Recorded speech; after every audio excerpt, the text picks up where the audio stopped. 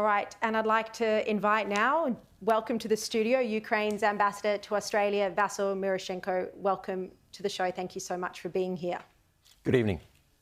Now, this argument from Zelenskyy is that he needs security guarantees, but he was in the White House to sign the minerals agreement. It's been presented to him at least 3 times. Why hasn't he signed it? I think we just have to look at a broader picture because one of the elements which has been discussed, as we've seen in the videos, was a ceasefire. And for Ukraine to commit to a ceasefire, we need to have those security guarantees. As you know, Russia invaded Ukraine in 2014. We signed a ceasefire with Russia in 2015. After that, Russia has violated 25 times and broke the ceasefire deal, including many of those times on Trump's watch when he was a president. So we don't really trust Russia. More so, we have given up the third largest stockpile of nuclear weapons in 1994 in exchange for security guarantees from Russia, US, Britain, France, and China, so that we get assurances that our borders will be always like they were in those days. And everybody who signed the deal have not delivered on the deal because Russians came back and they destroyed us in 2014, got emboldened by the very weak reaction of the global community, and they came back 8 years later with a mission to destroy Ukraine's sovereignty. Despite this understandable distrust of Russia, isn't it worth going to the negotiating table? How else does the war end? We want this war end more than anybody else. But for that to happen, that was a concept which was offered by President Trump. It's peace through strength. And we need to demonstrate unity because security in Europe depends on American commitment. It's the backbone and the bedrock of that is NATO.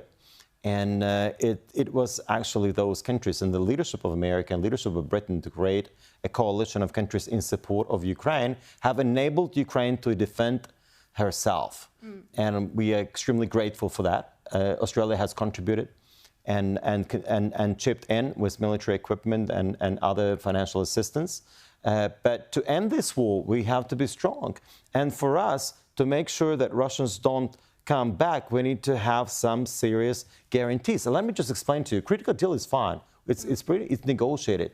And I'm sure it will be signed. I hope to be signed, that it will be signed soon. It could have been signed on Friday, 5 days before that. But it was not the problem. It's not the problem. The critical deals is not a problem. Because at the end of the day, how can we get investors to commit into the development of critical minerals if Ukraine does not have security guarantees?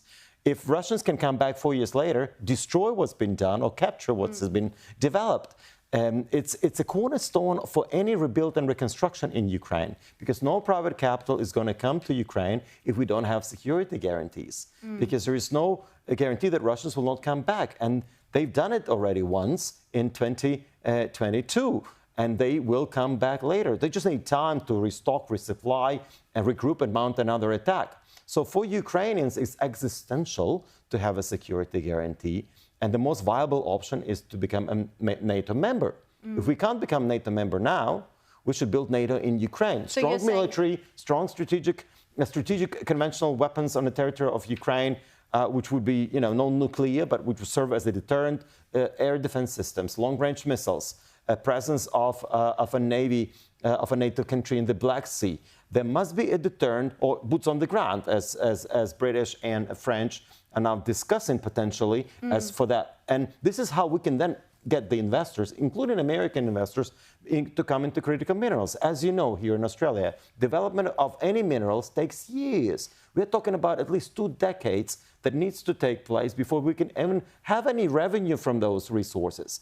But in that time, we need to make sure that that area is protected. We have the security guarantees to develop them. The meeting in the Oval, though, was meant to be about the minerals deal. So if there were concerns about the security guarantee, shouldn't that have been raised prior instead of having that argument in front of the media, which ended up being this, embarrassing spectacle for all involved? I'm not across all the agenda which was out there because my mandate is Australia and New Zealand. This is what I'm responsible for. So I cannot comment on the approach and strategy of what had to be discussed there and at what sequence. But I'm giving you the official position of the country of what needs to happen when. And a critical mineral deals was actually something that Ukraine has offered to America. That was our part of our victory plan that President Zelenskyy announced at the end of September. And he brought it to America. President Trump liked it. They worked on the text. It took us 2 weeks to develop the text. Everybody was happy with that. And that was a discussion. And of course, it's very unfortunate of what we've seen, what happened. But nevertheless, American commitment to security in Europe is essential. And European Union is the largest donor of Ukraine. 138 billion euros was provided to Ukraine by the European Union, only then followed by the United States. So even if you look at the top 5 countries who supported Ukraine, 4 of them are European. America is still number 1 in terms of as an individual country. Other individual countries, Germany is number 2, followed by Britain, followed by Netherlands, followed by France. So we see these countries, which are European countries. Of course, they need to spend more money on defense, and I think that was part of the discussions that we've seen in London. We'll probably see more of that on Thursday when Giorgia Meloni will be hosting a summit. But at the end of the day, security in Europe depends on America. Security in Indo-Pacific depends on the U.S. leadership. Absolutely. And therefore, we are all in the same boat with Australia to make sure that America stays committed to its security guarantees globally. Well, given what you've just outlined about how American investment is by far higher than any other country, then do you think, and this is what the critics have said, that Zelenskyy should have been more respectful when he was in the Oval Office, that he shouldn't have taken the bait and engaged in an argument with the President of the United States? President Zelenskyy is a wartime leader, and you cannot really learn to be a wartime leader. And he was offered a ride in exchange, and he said, I don't want a ride, I need ammunition. And he was fighting, and he demonstrated that he can fight, and this is what inspired the international community. He was fighting, but he set back Ukraine's interests with America by having that public argument with the president. And that was a commitment that U.S. government has put on the signature of the Budapest Memorandum. That was a security guarantee that was provided in 1994 by the President of the United States of America, who asked us to give up those nuclear weapons. That was part of the deal. We also destroyed our strategic aircraft, which carries some strategic bombers, which were also destroyed and dismantled. And that was part of the deal which happened in 1994. So we now have countries supporting us because they put their signature there. And I think we had an agreement, and that was an agreement that was in place. So what Zelenskyy is currently doing, Zelenskyy is protecting Europe and protecting the free world, because we understand how that will further embolden Putin, how it can embolden other authoritarian leaders. Because if a global power, which is a nuclear country, which is a permanent member of the United Nations Security Council, can change borders by force, what kind of world does it leave for Australia? Where the security of New Zealand going to be? What's going to happen to Japan? What if North Korea is going to get nuclear weapons? Now, we all understand that nuclear nonproliferation is dead, because now countries see that probably nuclear weapons is the only solution. And this is what we are seeing. We gave it up voluntarily, and we got invaded, we got destroyed. Our people get killed on a daily basis. You can imagine how many people were watching that video from the Oval Office, including all those at the front lines, including all those displaced people. All the families of young men who lost their lives. Yes, I just want to ask you, we're out of time, but I just want to ask you one final question about Australia. Now, there are sanctions on Russia, and yet Australia remains one of the world's largest imports of oil-based Russian products. And this is via much of this is via third countries like India. It's been described as a legal loophole. What is your comment on our Prime Minister standing up, expressing support for Ukraine, but yet at the same time helping to fund the war by being one of the world's largest importers of Russian-based oil products? I'm personally thankful to Prime Minister Albanese for his support.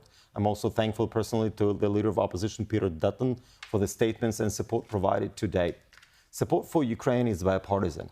And we, of course, ask Australia to continue supporting us, to impose more sanctions. And, of course, the issue of oil needs to be addressed. it's all about the terms of trade and WTO definition of the country of origin. Because if the product changes and it's already processed in India or Singapore, the country of origin becomes so this India. legal loophole disappoints you? It's not a loophole. These are the terms of the World Trade Organization. This is how it works. We want that to be addressed, and if this could be addressed by the Australian government, we'll certainly welcome that. But this is just the legal matter which is out there. But of course, we can use the frozen Russian assets. Nobody has to pay for our security. 300 billion Russian assets, most of them are in Europe. We should use that money to buy weapons for Ukraine in America, in Australia, in Europe, to fund Ukraine. Nobody has to pay for our security. We should use Russian money that they have to pay for what they've done in Ukraine. Ambassador, really appreciate your time here tonight. Thanks for having me.